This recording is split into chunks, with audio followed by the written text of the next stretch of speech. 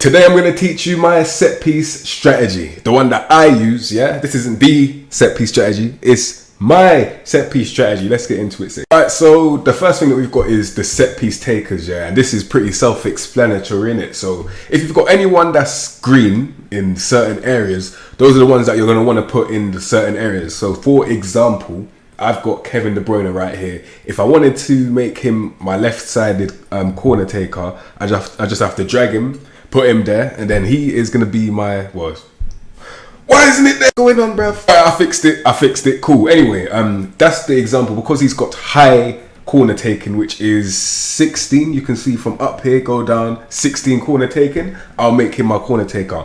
The same thing for free kicks. Because he's got high free kicks, which is 17, I'll make him my direct free kick taker. You can always change that to direct small chance of shot. I'll make him my corner and free kick taker because he has got the facilities for that. You get me? Anyway, now me personally, I know how effective long throw-ins can be. Don't get it twisted. I don't use them anymore, but I have used them in the past, and I know for a fact they are effective. When you are near the byline and you've got a throw in, if someone has a long throw, that's a goal scoring opportunity already that you're just creating. So it is a good thing to have. And if you are someone that uses it the same way if it was me, what I did was this. I'll just put the highest person, which is Vadio, at long throws, yeah? And then let's get into the second part so I can explain that included.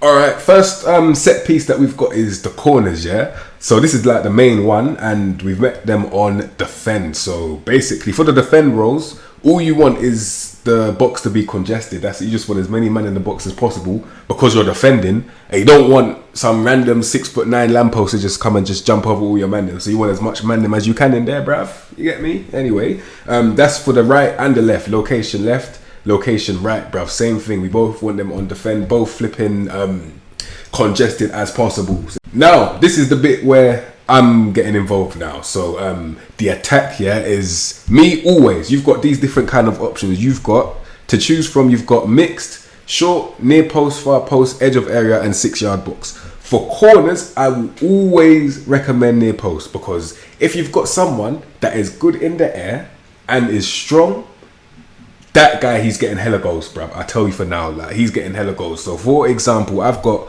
Ruben Diaz here. You can see the stats. They suit me playing that near post cross into him because he's got the stats to attack that ball, bruv. You get me? And yes, it is on the left and the right. I am making him that near post attacker. That's what I'm going to call him, because yeah, he's got the stats for that. Obviously, if you want to share the goals between others, you can put someone else that's good in the air as the other centre back. Let's say, I don't know, Vadio, who is actually good in the air. Yeah, so it makes sense. And you can see, yeah, he does get hella goals. Like this guy, he's got 5 goals. Like 5 goals from set pieces is actually really good in the league, innit? So I'm not complaining at all, you get me? And when you're relying on set pieces, if you don't have creativity on the pitch for like a Burnley or something, man that don't play football, like a Millwall or something, man that don't play football, this is perfect for you, because your centre-backs will be your top goal scorer, you get me? Alright, so now we've got free kicks. We're starting on defend on that left-hand side. So this is exactly what I do. Let me explain something now, yeah? Goalkeeper will always stay the same. You can't do nothing about the goalkeeper. With the guys that are player marking, these lot, PM stands for player marking, yeah? These lot are going to be marking players. I've chosen the slower players to be the ones that are player marking. Also, it makes sense that they're the best defensively anyway. It just goes hand in hand. So yeah, they're the best defensively, and they're the best, they're the slower ones. What happens is, usually, if it's the centre-back that wins it, it goes to the midfielders who are the best passers, yeah? And in the wall, I've gone with the fastest players just to get that counter-attack, bruv, you get me? We've got the striker up there, and we've got the 2 fullbacks who are obviously going to have pace with me. And I've got the 2 wingers who are going to have pace. And the best passer in the flipping world, yeah, I will have him in the middle of the wall. I will do that, you get me? And that's what I do still. And yeah, defo works. What are you talking about? The same rules apply for the direct small chance of shot, where I've got the slower players at the back, and then it just gets faster and faster with the 2 fullbacks in this area right here where the cursor is. They will be passing it. Well, it's in the formation of the 2 wingers to get the ball on that counter, and then you've got the striker. So yeah, same thing with direct small chance of shot. And also the GB stands for go back. So all of these guys are just going to be going back in it. So when that ball comes in over the top, they'll all be back there just waiting for it, yeah? The 2 people standing here are the wall. That's what WAL stands for. And the SF stands for stay forward. All right, now we've got indirect wide on defend, bruv. Same for left and the right, so I don't have to show you both of them in it. But yeah, what I do have to show you is goalkeeper always doing the same thing. We've got 3 people zonally marking, something that I don't recommend you do unless you've got that confidence. You get me? I got that. Safe. Anyway, we got 2 of these guys doing the edge of area thing, yeah, and they're on the wall, and it's the same rules applies where it's to slow people at the back and then just pace on that counter. And for the indirect deep one, I've got pretty much everyone staying back for it because that's the longest ball that the opposition can do from a free kick in it, and it will be coming at pace. I want everyone back for that. And then obviously when they win the ball, same rules apply. You got the slow man at the back, but you got a couple of the fast men as well. But yeah, striker always stays forward because just in case you want to build off him. And he needs to hold up the ball so everyone can come back into play. That's all that it is for the defend on free kicks. Safe. Now we attack, yeah, with the free kicks. So what it is, and what I don't really like is the fact that you can only choose mixed, yeah. That is realistic because you can't control a player in real life whether he wants to take the free kick shot or dink it in to the man them, you get me? But me personally, I would have chose to, take it direct. I'm not gonna lie. But yeah, you can't really do anything with this one, and that's on the direct. You just have to put your tallest players there and just hope for the best, literally. All right, so now we've got direct, small chance of a shot, yeah? So what I always do, I don't even look at who I put in go forward, yeah? I just put everyone forward, literally. And you've got people marking the far post, you've got people marking the near post. As you can see, yeah, I've got Ruben Diaz on that far post, and I've got player instruction always for my free kicks, far post. The reason why, and the reason why I get so many goals is because my free kick taker, whoever it is, will always just stink it into the guy at the far post, who is him, who in the air you can't really do a thing about. Let's be honest, and that's what works, innit? You get me? It's just what works. On the left and the right hand side, same thing, bruv. You get me? Yeah, far post, Ruben Diaz, always there. All right, now we've got indirect wide. Same rules apply. Literally, this one you are going to be a little bit wider. The guy at the far post will most likely knock it back into the area where you've got your quite a lot of attacking people. So if he's nodding it back to a striker, 2 wingers and a cam, goals are going to be flying in, mate. You get me?